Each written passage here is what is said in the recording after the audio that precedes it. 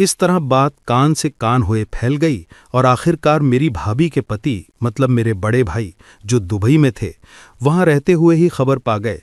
उन्होंने बात सुनते ही तुरंत दुबई से वापस देश लौट आए। आकर अपनी पत्नी को संभाला, सब समझाकर बुलाया और उसे उस स्थिति से निकाल लिया। उसके बाद उन्होंने अपनी पत्नी को लेकर अच्छी तरह से गृहस्थी करना शुरू किया। वे अब बिल्कुल ठीक हैं। और इसी बीच मैं पूरी तरह पागलपन में डूब गया। 1 दिन, 2 दिन, 3 दिन मेरा पागलपन इतना बढ़ गया कि बताया नहीं जा सकता। सड़क पर किसी को भी पाता तो मारने दौड़ता, नग्न होकर घर से बाहर निकल पड़ता, जिसे पाता उसे ही काटने दौड़ पड़ता। अपनी माँ भाई बहनों को भी मारता, किसी को नहीं छोड़ता। इसी तरह मैं इलाके में सुमन पागला नाम से मशहूर हो गया। सब मुझे उसी नाम से बुलाने लगे। कोई मुझसे बात करना नहीं चाहता था। मेरे शरीर से भयानक दुर्गंध आती थी। एक दिन दोपहर को मैं एक बड़े बरगद के पेड़ के नीचे बैठा था, तभी अचानक एक हजरत जैसे दिखने वाले शख्स पीछे से मुझे मारने लगे, जैसे मुझे पहले भी कोई मारता था। वो आदमी तो बस रास्ते से गुजर रहा था और मैं तब भी उसी अदृश्य ताकत के हाथों पीट रहा था। मेरी पीठ पे घूंसे पड़ रहे थे। उस आदमी ने मुझे देखा और सलाम किया। मैंने कहा, अस्सलाम अलैकुम, अस्सलाम अलैकुम। वो वहीं खड़ा था। मैं पीछे मुड़कर कह रहा था, जा, मुझे मत मार, जा। तभी वो आदमी जोर से बोला, ऐ जा, इसे मत मार, दूर हो। इतना कहते ही अचानक मेरे ऊपर से वो मारपीट बंद हो गई। जो शक्ति मेरी पीठ पर लगातार घोंसे मार रही थी वो एकदम रुक गई। मार रुकते ही मैंने हजरत के पैरों को पकड़ लिया। रोते हुए कहा, हजूर मुझे बचा लीजिए, मैं जीना चाहता हूं, ये अत्याचार सहन नहीं होता। हजूर बोले, तूने तो बहुत जुल्म किए हैं, तुझे कैसे बचाया जाए, तेरे बचने का कोई रास्ता नहीं। मैं रोते रोते बोला, हजूर आप बस मुझे बचा लीजिए, मैं जो कहेंगे सब करूंगा। तब वे बोले, अगर तू किसी नेक परहेजगार औरत से निकाह करेगा तो तू बच जाएगा। मैंने कहा, हाँ करूंगा, आप जिसे कहेंगे उसी से निकाह करूंगा, बस मुझे बचा लीजिए। हजूर ने सामने के एक घर की ओर इशारा करके कहा, उस घर में मर्जीना खातून नाम की एक औरत है, अगर तू उससे निकाह करेगा तो तू बच जाएगा। औरत गूंगी है, उम्र करीब 60-70 के बीच, बूढ़ी औरत, मोटा पेट। क्या तू उससे निकाह कर पाएगा? मैं तब पागलपन के चरम पर था, कुछ भी देखने समझने की हालत में नहीं। मैंने कहा, हाँ हजूर करूंगा, आप बस उसे कह दीजिए कि वो मुझे मारने ना आए, मुझे 1 महीना समय दें, 1 महीने के अंदर मैं उससे निकाह कर लूंगा। मैंने पूछा, अगर वो औरत राजी ना हुई तो? हजूर बोले, राजी होगी, तू कोशिश कर। यह कहकर वो आदमी धीरे धीरे चला गया। वो सच में हजूर नहीं था, पर दिखने में, चाल ढाल में बिल्कुल हजूर जैसा, और मैं उस वक्त समझ भी नहीं पा रहा था कि क्या हो रहा है। उस आदमी के जाने के तुरंत बाद अचानक लगा जैसे मैं अपने अंदर से गायब, जैसे कोई और मेरी देह को पकड़कर चला रहा था। मैं दौड़कर उस आदमी को खोजने लगा। सड़क पर दौड़ा, गलियों में दौड़ा, लेकिन वो नहीं मिला। वो जैसे हवा में गायब हो गया। फिर मैं घर लौट आया। घर में घुसते ही माँ को पकड़कर रोने लगा। माँ तो पहले ही दुख तकलीफ से टूटी हुई थी। घर में भारी अभाव, अब्बा कोई काम नहीं करते, अम्मा भी नहीं, चचा अलग हो गए, छोटे भाई की भी खास आमदनी नहीं। इतनी गरीबी, इतना दुख, इस तरह कोई टिक भी नहीं पाता। मैं कमरे में गया और फूट फूट कर रोने लगा। बार बार कहता रहा, माँ अब मैं क्या करूं? रास्ते में एक बाबा जी ने जो कहा। माँ दोपहर के उजाले में आंचल से आंख पोंछकर बोली, क्या कह रहा था वो? जरा ठीक से समझा कर बता। मैं कांपती आवाज में बोला, कह रहा है अगर मैं मर्जीना खातून से निकाह करूं तो मैं बच जाऊंगा। माँ मुझे उस औरत से निकाह करना ही पड़ेगा। माँ डर से कांप उठी, बोली, नाउजुबिल्लाह, वो तो मेरी सास की उम्र की औरत है, जिसे मैं सास कहकर बुलाती हूं, वो तुझसे निकाह करेगी? मैं माँ के पैरों से लिपट कर बोला, माँ उसने मुझे 1 महीना दिया है, 1 महीने के अंदर अगर मर्जीना खातून से निकाह न करूं तो वो मुझे मार डालेगा। माँ तो मुझे बचाओ। माँ अवाक होकर बैठ रहीं। बोली, तेरे अब्बा आने दे, फिर देखेंगे। रात को अब्बा घर लौटे तो माँ ने एक सांस में सारी बात सुना दी। अब्बा तुरंत गुस्से में उठ बैठे। इन पागलपन की बातों का जिक्र भी मत करना। बगल के कमरे की उस विधवा औरत के चक्कर में पड़कर इसने पहले ही अपनी बीवी को मारा, अब फिर क्या बकवास करने चला है? अगर वो उस बूढ़ी औरत से निकाह कर ले तो मैं मोहल्ले में मुंह दिखाऊंगा कैसे? माँ शांत स्वर में बोली, एक बार भाविये तो, छिला कितना भौय अच्छे। अब्बा औरों कठोर स्वर में बोले, मैं कभी राजी नहीं हो सकता, ये असंभव है। जिसे जो करना है करे, लेकिन मैं इतनी शर्मनाक बात कभी नहीं मानूंगा। अब्बा के इस अंतिम फैसले से घर की चुप्पी और भी भारी हो गई। मैं लाचार होकर कभी माँ के पैरों में गिरता तो कभी गांव वालों से मिन्नती करता, किसी तरह मुझे मर्जीना खातून से निकाह करवा दीजिए, नहीं तो मैं मर जाऊंगा। लेकिन सब मुझे पागल समझने लगे। कोई आगे नहीं आता, बात तक नहीं करता, मानो मेरे दिमाग में ही खराबी हो। इसी तरह कुछ दिन बीत गए। फिर एक दिन अचानक तालाब किनारे मेरी मुलाकात हो गई मर्जीना खातून से। तालाब किनारे पहुंचते ही मर्जीना खातून ने मुझे देखकर आवाज दी, ए नाती, इधर आ, जरा इधर तो आ। आवाज सुनकर मैं उनके पास चला गया। उन्होंने आंखें सिकोड़कर कहा, सुना है तू हाट बाजार में लोगों से कह रहा है मुझे निकाह करेगा। मैं तुरंत उनके पैरों के पास बैठ गया। उनके दोनों पैर पकड़कर रोते हुए बोला, दादी आप मुझसे निकाह कर लीजिए, आप कर लेंगी तो मैं बच जाऊंगा, वो मुझे मारने नहीं आएगी। फिर गांव वाले उन्हें बोबा मर्जीना कहते। पूरी तरह गूंगी नहीं, पर साफ साफ बात नहीं कर पाती। फिर भी उस दिन उन्होंने काफी साफ कहा, क्या तू सच में मुझसे निकाह करना चाहता है? मैं आंसू रोकते हुए बोला, हाँ दादी, आप मुझसे निकाह कर लो। आप नहीं मानोगी तो वो मुझे मार डालेगी, फिर मुझे मारेगी। दादी मुझे बचा लो। मैं उनके पैरों से लिपटा रोता रहा। दादी 1 महीना समय दिया है, उसमें से 12-13 दिन ऑलरेडी निकल गए हैं। मेरे पास बहुत कम समय है। अगर आप राजी नहीं हुई तो वो मुझे खत्म कर देगी। उन्होंने एक लंबी सांस छोड़कर कहा, अगर मुझे निकाह करना है तो बहुत कुछ करना होगा, कर पाएगा? मैं सिर हिलाकर बोला, जो कहोगी दादी सब करूंगा, आप बस बताओ क्या करना होगा। वो गंभीर स्वर में बोली, 5 वक्त की नमाज पढ़नी होगी। मैं पढ़ती हूं, तुझे भी पढ़नी होगी। मैं तुरंत बोला, हाँ दादी, 5 वक्त नमाज पढ़ूंगा। वो फिर बोली, रोजा रखेगा? दीन के जितने काम सब सीखना होगा, निभाना होगा। मैं सिर झुकाकर बोला, दादी मैं सब कुछ करने के लिए तैयार हूं, आप जो कहेंगी वही करूंगा, बस आप मुझसे निकाह कर लो। कुछ देर चुप रहकर वो बोली, ठीक है, तो पहले कोई काम ढूंढ ले, काम मिल जाए फिर मेरे घर आ जा, मैं तुझसे निकाह कर लूंगी, चाहे कोई राजी हो या ना हो। वो अकेले रहती थीं। उनकी एक बेटी है जिसकी उन्होंने बहुत पहले शादी कर दी थी। बेटी अब ससुराल में रहती है।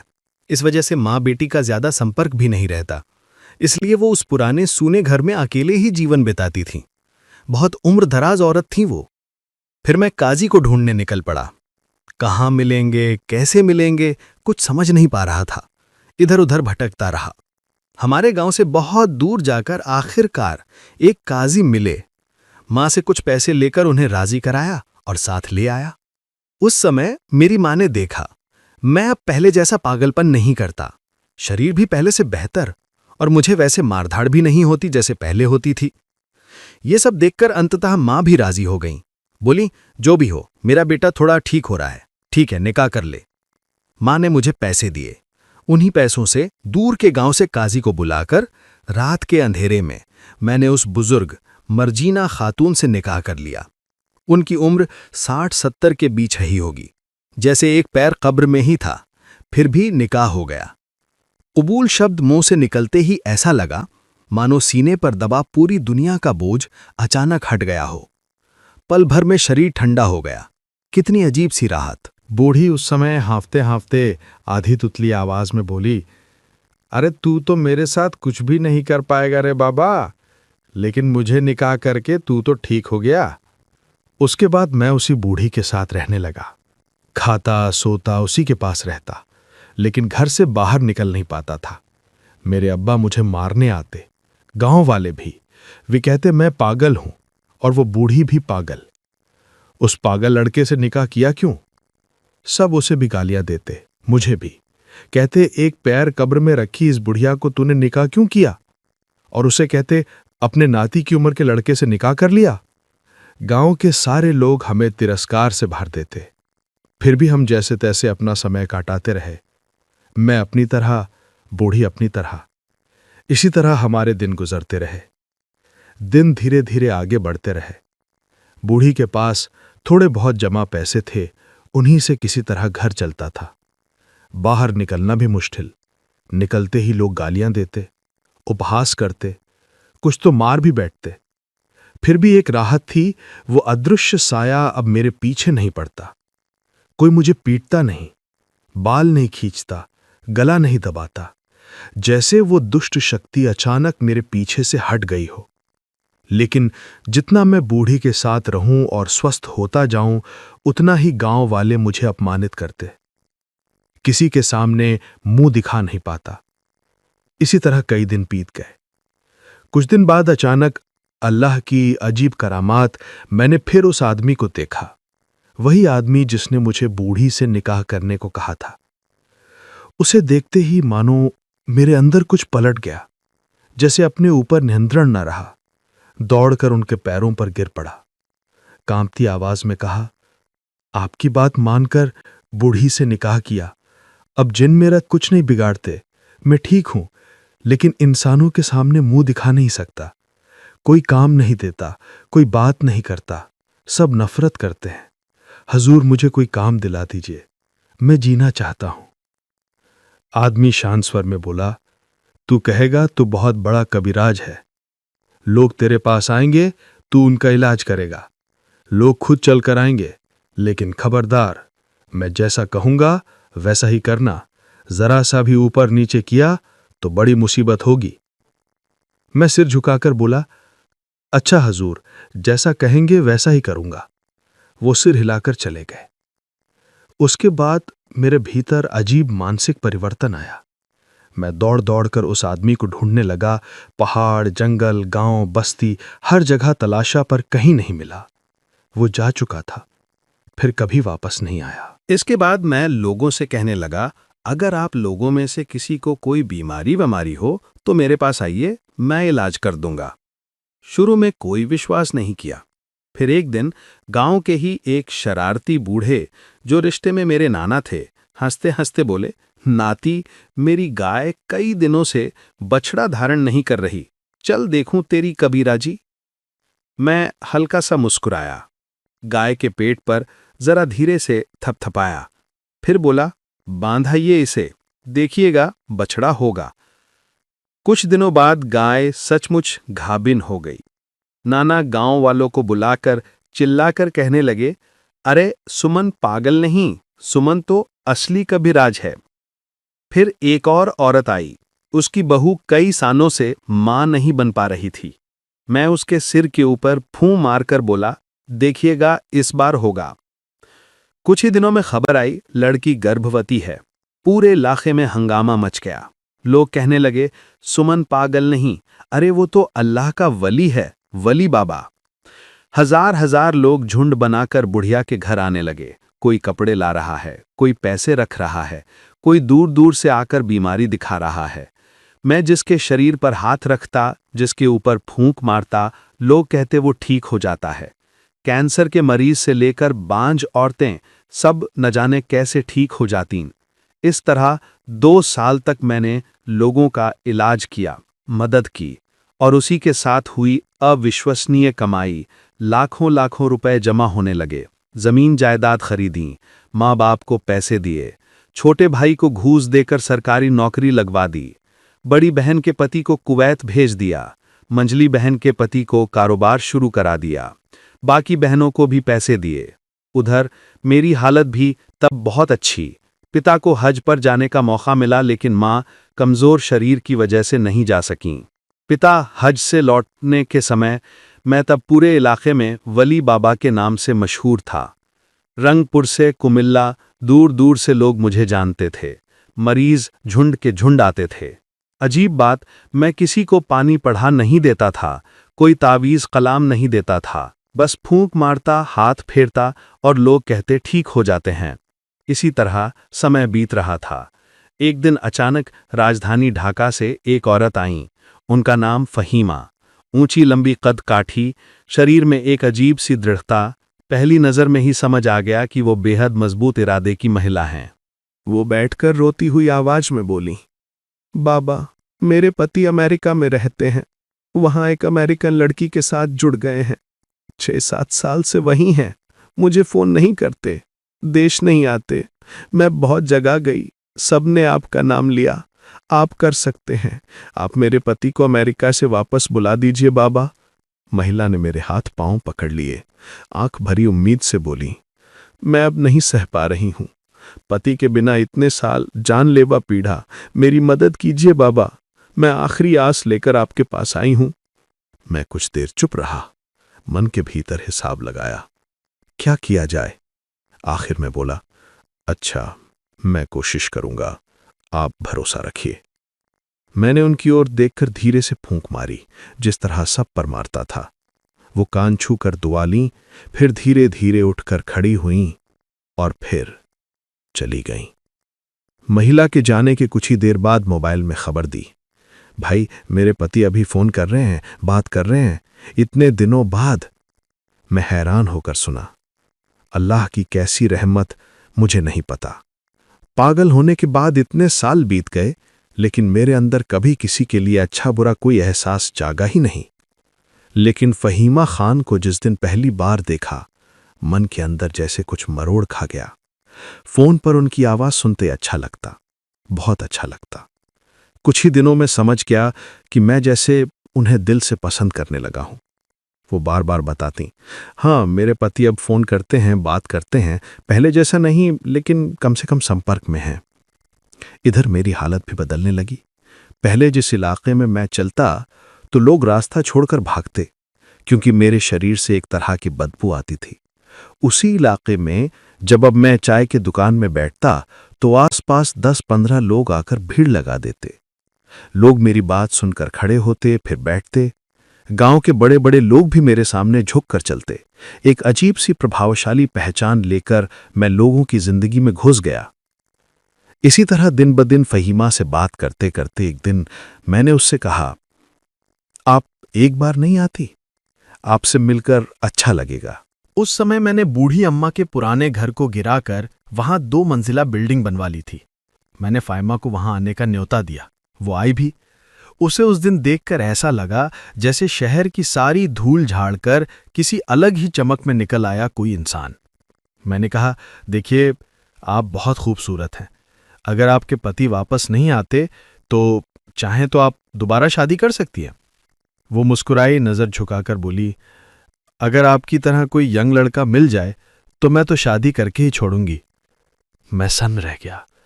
मैं यंग? मैं तो बूढ़ा हो गया हूं, अब तो पूरा अली बाबा बन गया हूं। फाइमा हंसकर सिर हिलाते हुए बोली, आप अली बाबा बने हो ठीक है, लेकिन अपने आप को बूढ़ा क्यों समझते हैं? अगर आप जैसे लड़के थोड़ा जिम करके शरीर बनाए, जीन्स टी शर्ट पहनकर सड़क पर चले तो 14 साल की लड़कियां भी आप पर मर मिटेंगी। आपको पता ही नहीं कि आप कितने सुंदर हैं। उनकी बातें जैसे मेरे सीने में लहर सी उठ गईं। दिल अनजाने में कांप उठा। मैं धीरे से बोला, तो फिर पति की बात सोचकर क्या फायदा?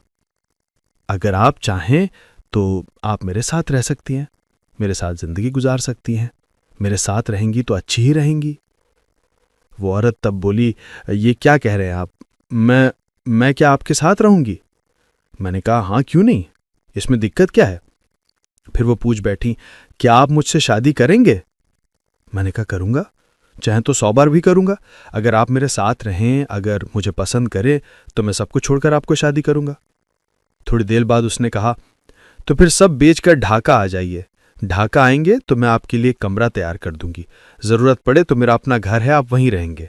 यहां से आप अपना कबीराजी का काम कर सकते हैं। फिर गांव में रहने की क्या जरूरत, रंगपुर में रहने की क्या जरूरत? वो आगे बोली, मैं अपने पति को छोड़ दूंगी, अपने विदेशी पति को तलाक दे दूंगी। उसे अब अमेरिका से लौटने की जरूरत नहीं। अगर आप मेरे साथ रहें तो मैं बहुत पैसे वाली हूं, मेरी अपनी प्राइवेट कार भी है। मैं तब उससे बोल दिया, ठीक है, अगर आप ऐसा कहती हैं तो मैं ढाका चला जाऊंगा। वो बोली, आप ढाका आइए, मैं आपके लिए जगह देख रही हूं, कोई घर या प्रॉपर्टी। आप ढाका में एक जगह खरीद लीजिए, वहीं रहेंगे, लेकिन मेरे घर में नहीं रहेंगे। कुछ दिन बाद उसने कहा, ठीक है, मैं आपके लिए ढाका में एक जगह देख रही हूं, वो जगह खरीद लीजिए, फिर वहीं आ जाएं। लेकिन उस समय मेरे घर पर 24 घंटे मरीजों की भीड़ लगी रहती थी। मरीज देखने का शेष ही नहीं था। एक एक मरीज मुझे 5-6 लाख तक दे देता था, इतना पैसा देते थे लोग। फाहिमा, इस खाना मानुष औरत की बात अनुजाई तब मेरे लिए ढाका के एक बहुत नामी इलाके में एक रेडीमेड घर देखकर रखती है। मुझे कहती है, आप इस घर में अपना बैठका बना लें, यहाँ रहें तो अच्छा रहेगा। उसकी बात मानकर मैंने वो घर खरीद लिया।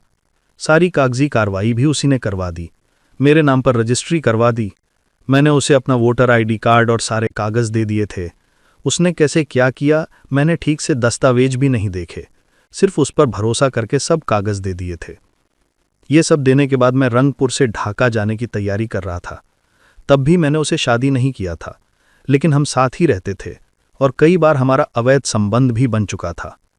इस तरह करते करते एक दिन मैंने कहा, मैं यहाँ से चला जाऊँगा।